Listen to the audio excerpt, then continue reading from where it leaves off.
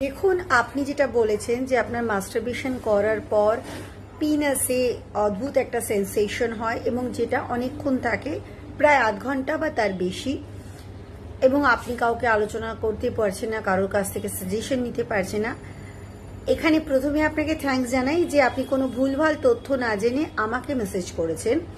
এবার বলি যে আপনি একদম চিন্তা করবেন না, কারণ আফটার মাস্টারবেশন মোটামুটি 30 মিনিট থেকে 1 ঘন্টা পর্যন্ত এই একটা ফিলিং থাকতে পারে।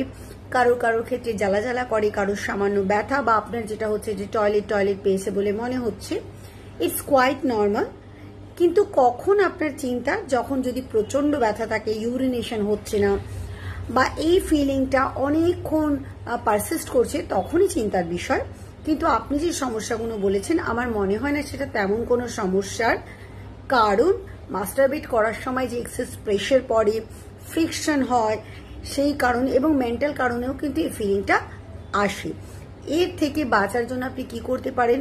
আপনি একটু জেন্টল প্রেশার প্র্যাকটিস করতে পারেন, রিল্যাক্সেশন টেকনিক তারপরে প্র্যাকটিস করতে পারেন, লুব্রিকেশনের জন্য কোনো লিউব ইউজ করতে পারেন, এবং আমি বলবো যে আপনি কিন্তু একটা কন্ডম ইউজ করতে পারেন, তাহলে ফ্রিকশনটা কম হবে। কিন্তু সমস্যা বাড়লে অবভিয়াসলি ডাক্তার।